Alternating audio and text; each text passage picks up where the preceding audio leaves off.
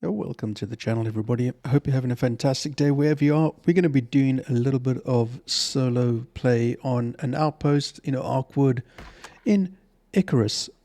You'll notice I got tons of stuff that I've acquired via doing missions, getting the exotics and all the money and all the other sort of stuff that I need to get to make all these equipment bags and all that sort of stuff, oxygen tanks and everything like that. I've upped my player to the absolute maximum level. I got a lot of stuff to repair from all the previous missions that I've done and outposts that I've played and so on. I'm always undecided about whether or not to take the extra clothing with and all that sort of stuff, all the armor. But because I'm doing an outpost that is set to standard regular or normal, there's going to be bears, wolves, and all that sort of stuff. So it's just going to be a mega chill out session, and just taking it day by day, just having a little bit of fun, really. I always said it's a private because I don't like people jumping in on my games. That's why it's set as is. Alright, yeah, we're coming in to land. From here on in, it's getting a little bit of less talking and more action.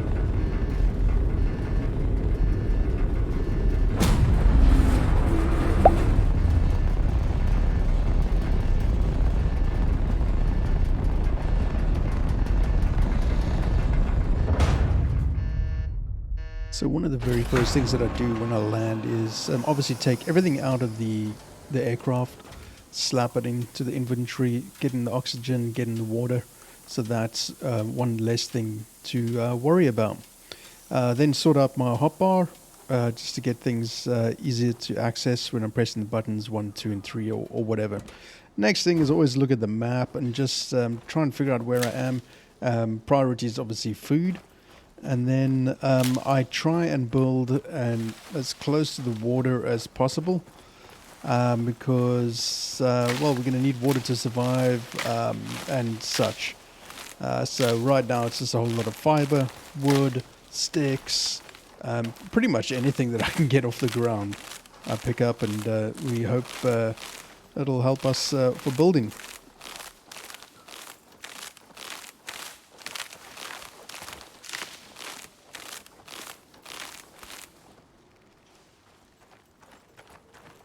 Right, so here we go. So this is the generic sort of Arkwood outpost. I think it's Arkwood. I forget the name of it quite regularly. But generally build close to the water. What I've been doing lately in a lot of the games that I play... No, that's a hammer, mate. You need a... you need an axe, Trev. There we go. All the equipment is helpful from the station, man, let me tell you. And what I need to do is, I've been doing lately, not literally, what I've been doing lately is building over the water. So like what's like a water cabin, I guess you could say. Because it's safer, as you're about to find out. This map is absolutely loaded with bears.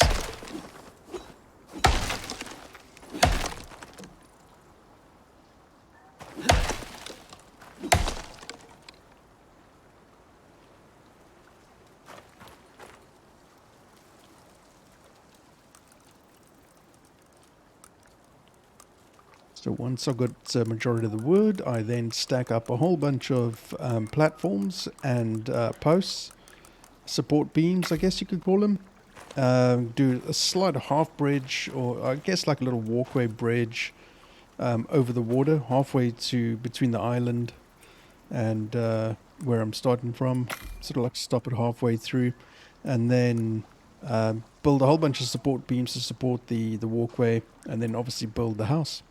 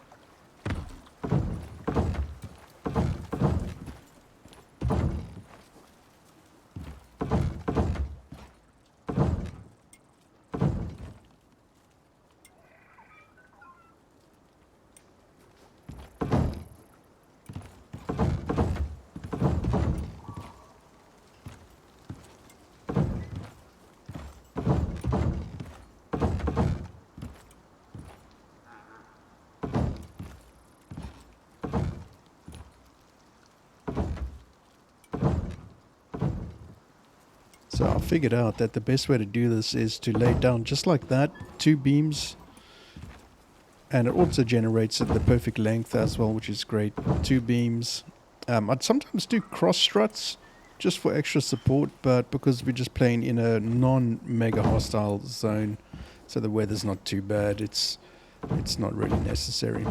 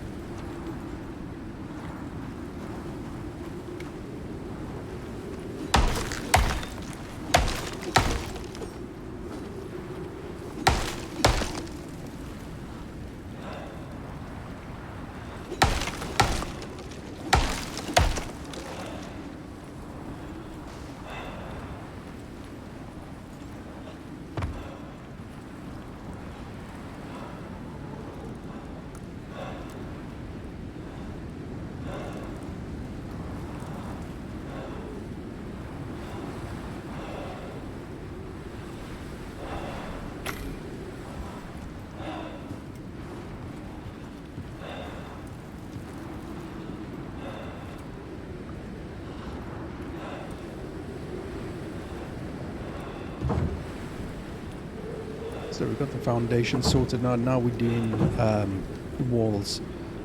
Every so often, not really equidistant, but I guess it is, just to get a view of everything. And yeah, comes a bear. Yay! Fantastic. Thankfully he couldn't get up, but that could have been a little bit interesting. It's set to normal, so that's probably why I was able to kill him fairly easily. And no damage done either to the foundation, which is great. So I can carry on putting up walls. And then it's more wood gathering and resources gathering to put the roof up and whatnot. It wasn't ideal to do it in a storm, but I was kind of running out of time, getting a little bit later in the day, so yeah, I had to get a move on.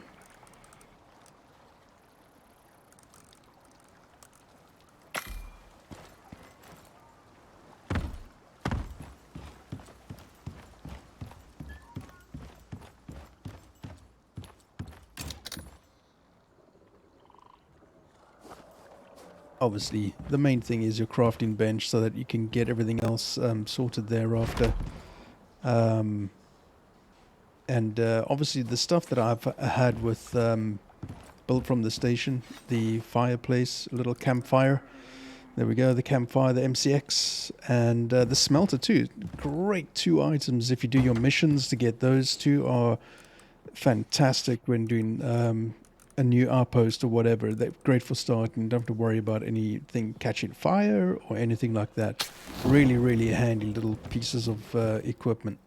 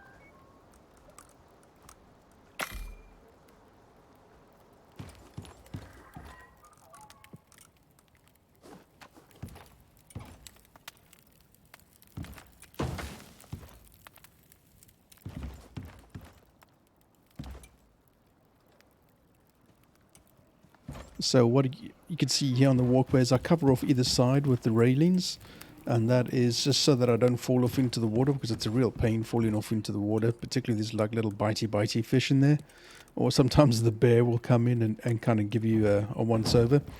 So yeah, at this point now I'm just creating some support beams just to help the house. But eventually it'll all be done with stone, and then ultimately towards the end it'll be all done with cement.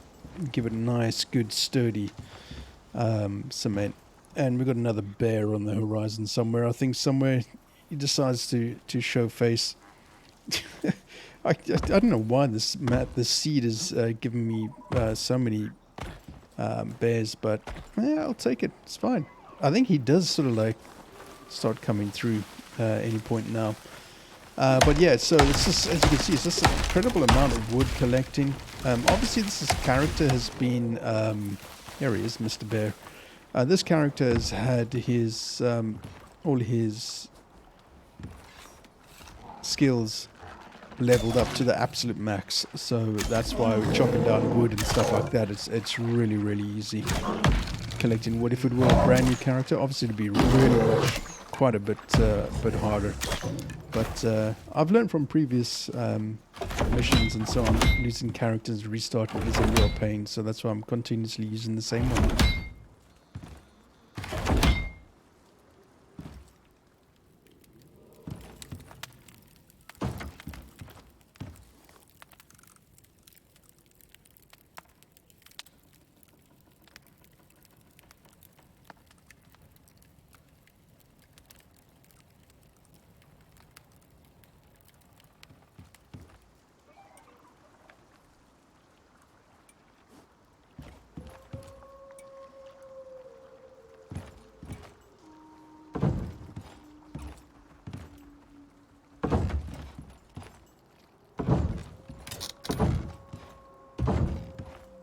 Right, so there we go. We're all covered up on the walkway now, so we've got a little bit of shelter.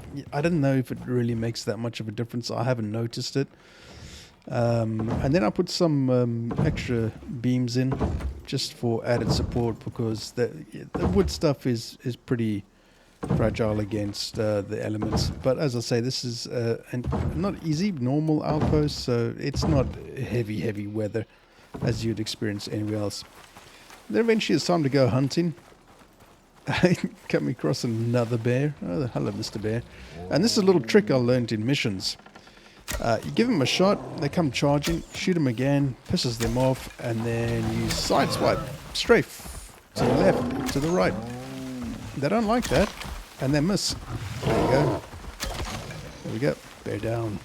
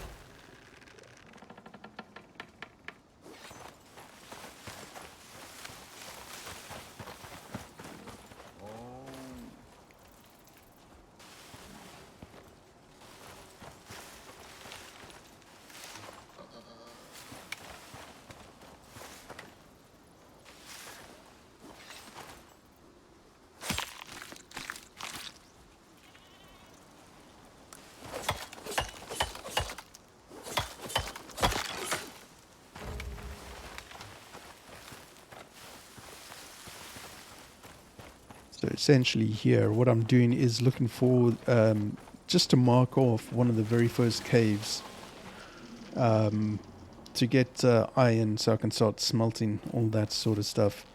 And we've got another bear. That was a great shot. No, that was just luck.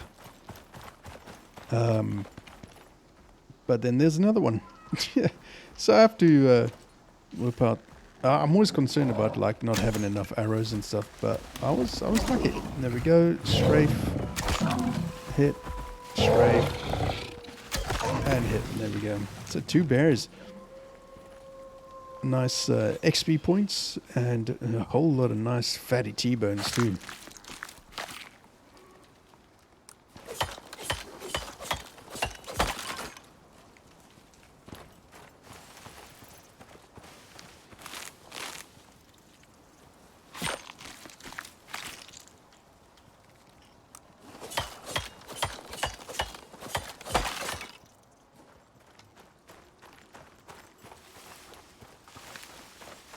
Alright, so right there on the left, there it is, cave number 1. It looks like it's a big one too, so now we can mark it off on the map. We can see where we are over there to over there. So it's not too far away. You can hear more bears off in the distance. This map is crazy with bears. Jeez, I don't know what on earth is going on. That's why I made that little torch a little earlier, slapped it into the light slot. I'm just looking out for the bear here. Switch the light on so I can see what I'm doing, just like that. And decided to start digging just to get some extra stone. But it's marked off on the map now, and I'll get back to it in the next couple of days. And start hauling out all the nice stuff on the inside.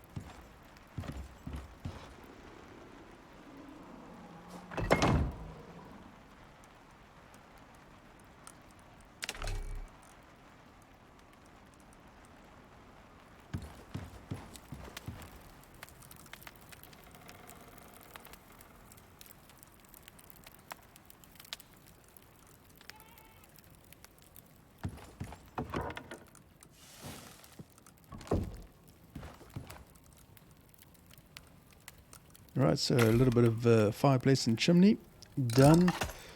Make it a little bit more homely. That's because the stone one's got a lot more slots available to it, so we can put more in there. And hell, it looks so much better than the other one, but the other one is just from the space station to get you started. And I've got my drying rack, and I can slap some meat in there too when I'm good and ready.